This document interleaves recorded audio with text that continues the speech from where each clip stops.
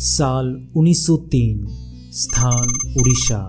मंदिर का नाम कोणार्क सूर्य मंदिर। साल 1903 में कोणार्क मंदिर के मुख्य दरवाजे को अचानक रेत और बालू से पूरी तरीके से ढककर बंद कर दिया गया। इस घटना को करीबन 118 साल बीत गए, परंतु आज तक भारत सरकार ने इस दरवाजे को नहीं खोला। जब आप कोणार्क मंदिर में जाएंगे तो आपको मंदिर का मुख्य द्वार बंद दिखाई देगा। आप इस मंदिर के आसपास वाले इलाके में घूम सकते हैं, परंतु इस मंदिर का वैभव और रहस्य इस मंदिर के बीचों बीच मुख्य दरवाजे के अंदर मौजूद है। इस मंदिर से जुड़े कई रहस्य हैं, जैसे कि ये मंदिर अधूरा है, ये मंदिर शापित है, ये मंदिर सैकड़ों सालों से रेत में दफन था। इस मंदिर के ऊपर 52 टन का एक चुंबक लगा था। इस मंदिर को बनाने वाले एक कारीगर ने आत्महत्या कर ली थी। इस मंदिर में रात के वक्त नर्तकियों की नाचने की आवाज़ें आती है।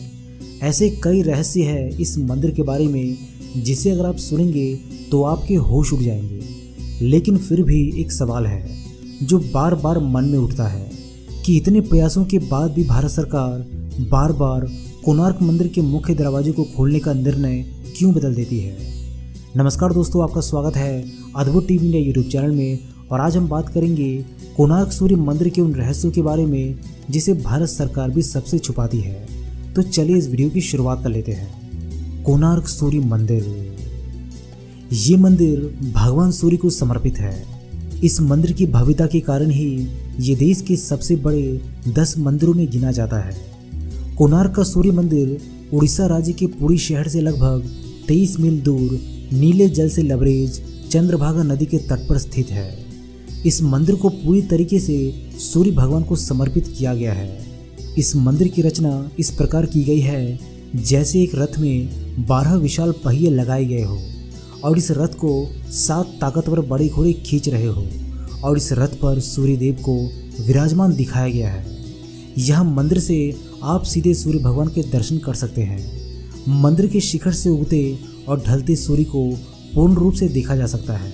जब सूर्य निकलता है तो मंदिर से यह नज़ारा बेहद ही खूबसूरत दिखता है। ऐसा लगता है जैसे सूरज की निकली लालिमा ने पूरे मंदिर में लाल नारंगी रंग बिखेर दिया हो। वही मंदिर के आधार को सुंदरता प्रदान करते 12 चक्र साल के 12 महीने को परिभाषित करते हैं और हर चक्र दिन के 8 पहरों को दर्शाते हैं। ये मंदिर 2 भागों में बना हुआ है, जिसमें से पहले भाग नट्ट मंदिर में सूर्य की किरणें पहुंचती थी और कहा जाता है कि कांच या हीरे सरीखे धातु से वे इस मंदिर की प्रतिमा पर पड़ती थी, जिससे इसकी छटा देखते ही बनती थी। वही मंदिर की कलाकृति में इंसान हाथी और शेर से दबा है, जो कि पैसे और घमंड का घोतक है और ज्ञानवर्धक भी है। इस मंदिर के बारे में कहा जाता है कि श्री कृष्ण के पुत्र सांब को श्राप से कोढ़ रोग हो गया था। उन्हें ऋषि कटक ने इस श्राप से बचने के लिए सूरज भगवान की पूजा करने की सलाह दी थी। सांब ने मित्रवन में चंद्रभागा नदी के सागर संगम पर कोणार्क में 12 वर्षों तक तपस्या की और सूर्यदेव को प्रसन्न किया। सूर्यदेव जो सभी रोगों के नाशक थे, इनके रोग का भी अंत कर दिया, जिसके बाद सांब ने सूर्य भगवान का एक मंदिर निर्माण करने का निश्चय किया। अपने रोग नाश के उपरांत चंद्रभागा नदी में स्नान करते हुए उन्हें सूर्यदेव की मूर्ति मिली। ये मूर्ति सूर्यदेव के शरीर के ही भाग से देव शिल्पी श्री विश्वकर्मा ने बनाई थी। सांब ने अपने बनवाए मित्रवन में एक मंदिर में इस मूर्ति को स्थापित किया और तब से यह स्थान पवित्र माना जाने लगा। कोणार्क के बारे में ये भी कहा जाता है कि यहाँ आज भी नर्तकियों की आत्माएं आती है। अगर कोणार्क के पुराने लोगों की माने तो आज भी यहाँ पर शाम को उन नर्तकियों के पायलों की झनकार आपको सुनाई देगी, जो कभी यहाँ राजा के दरबार में नृत्य किया करती थी। इस मंदिर का निर्माण एक सैंडविच के तौर पर किया गया है, जिसके बीच में लोहे के प्लेट थे, जिस पर मंदिर के पिलर रुके हुए थे। ऐसा भी कहा जाता है कि मंदिर के ऊपर एक 52 टन का चुंबक रखा हुआ था, जो कि इन खंभों से संतुलित था। इसी के चलते भगवान सूर्य की जो प्रतिमा थी वो हवा में तैरती हुई रहती थी, जिसे देखकर हर कोई हैरत में पड़ जाता था। कहा जाता है कि इस चुंबक को विदेशी आक्रमणकारियों ने तोड़ दिया था। ऐसा भी कहा जाता है कि मंदिर के ऊपर रखे चुंबक के चलते समुद्र से गुजरने वाले नाव, जो कि लोहे के बने होते थे, इस चुंबकीय क्षेत्र के चलते क्षतिग्रस्त हो जाती थी। इस कारण अपनी नाव को बचाने हेतु नाविक इस पत्थर को निकालकर ले गए। ये पत्थर एक केंद्र शिला का कार्य कर रहा था, जिससे मंदिर की दीवारों के सभी पत्थर संतुलन में थे।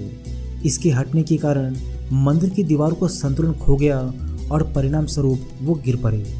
परंतु इस घटना का कोई ऐतिहासिक विवरण नहीं मिलता और ना ही ऐसे किसी चुंबकीय केंद्रीय पत्थर के अस्तित्व का कोई ब्यौरा उपलब्ध है। सन 1568 में उड़ीसा में मुस्लिमों का आतंक नियंत्रण में हो चुका था, परंतु इसके बाद भी हिंदू मंदिरों को तोड़ने के निरंतर प्रयास होते रहते थे। इस समय पुरी के जगन्नाथ मंदिर के पंडों ने भगवान जगन्नाथ की मूर्ति को श्री मंदिर से हटाकर किसी गुप्त स्थान पर छुपा दिया था। इसी प्रकार कोणार्क के सूर्य मंदिर के पंडों ने प्रधान देवता की मूर्ति को हटाकर वर्षों तक रेत में दबाकर छिपाए रखा।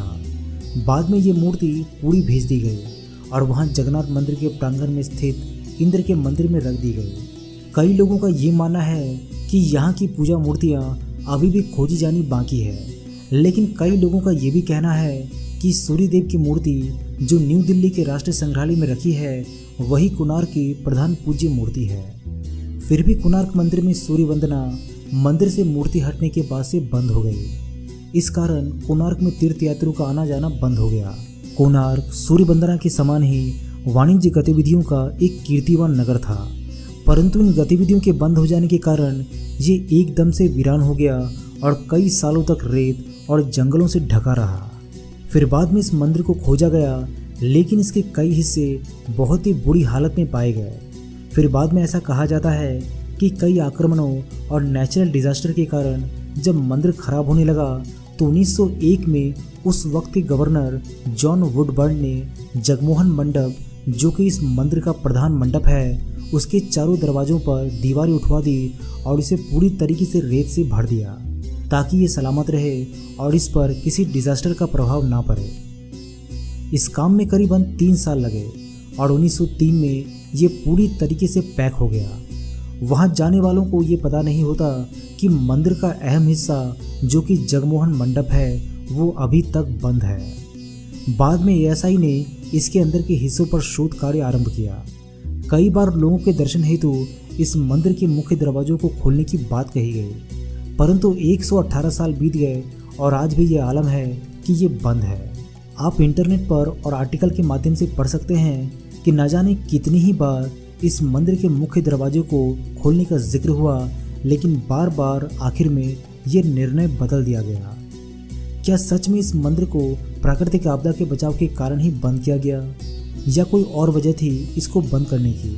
ये सारे सवालों से पर्दा तभी उठ सकेगा जब ये दरवाज़ा खुलेगा।